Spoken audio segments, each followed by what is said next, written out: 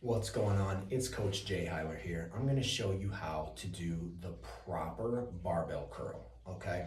Now, there's a couple of things that I want you to understand even before getting into this movement, and that's going to be first, your hand positioning, okay? With your hands, although a barbell does not bend, which is actually the benefit of using dumbbells, what you can do is you can imply that you are turning your wrist out, okay? So this external rotation at the wrist is what you're trying to imply when you have the barbell in your hand. So how do we do that? One way that we can do that is implying it through the brain, and also as you're lifting, it's like you're constantly trying to turn out. When I externally rotate, the peak stands up. So this is neutral, this is internally rotated, neutral, and then peak, right? So this external rotation allows us to really flex the bicep at its full potential. That's one way. But then we can take that step one bit further. And how we do that is we simply really push down hard on the pinky and the ring finger. These two fingers are absolutely essential to press into that bar. The next thing that you want to focus on is the wrist position. We're going to simply drop the knuckles under the wrist. So here's the wrist. We're simply going to drop the knuckles under that point relative to where the wrist is at neutral. So it doesn't mean you have to be way down here, but you definitely need to be slightly under that wrist. And if you go below that, that's completely fine, as long as you have a firm grip on that bar, again, focusing most of your energy through these two fingers. The next phase is going to be your shoulder position.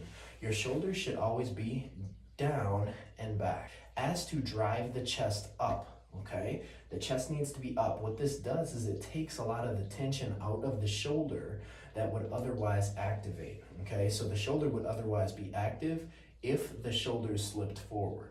And therefore, you'd be able to feel a lot of this movement in your anterior or your front delt. The next thing is the glute position, okay? So the glutes are really solid, nice and hard. So throughout the entire movement, the most important things are walking upwards is we have the glutes tight, we have the abdominal tight, and we can just simply tighten the abdominal by sucking in the waist, and that gives that intra-abdominal pressure. So glutes tight, suck in the waist, so now the abs are tight, shoulders down and back to take the tension out of the front delt, and then the hand position is turning out the wrist while flexing the pinky and the ring finger as hard as you can against the bar. Now lastly is going to be your chin.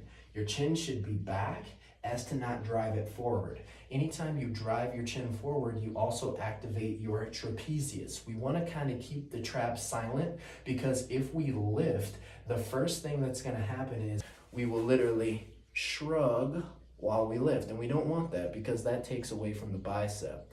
So again, we have the shoulders down and back, we have the chin back too, and then we're just curling without driving up the shoulders. When it comes to your feet position, all you're going to do is shoulder width distance. That's simply keeping your shoulders and your heels in one line. So let's see how it looks in action. Grab your barbell. I just have a traditional 45-pound barbell here. Butt tight, shoulders down and back, pinky and ring fingers flex as hard as possible against this bar. Have the wrist turned out, that's the application.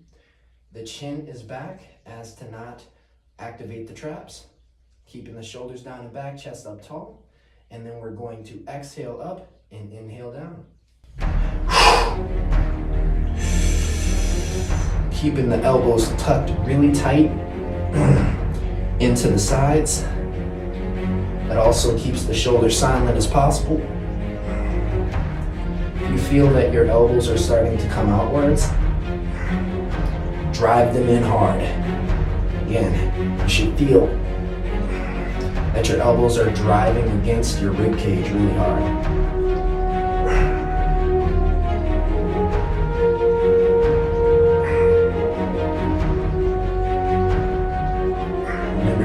chin back.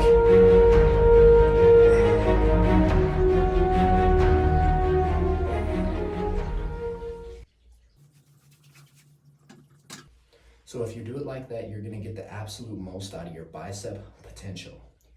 It's Coach Jay, and kill it, man. Let's get some strong arms.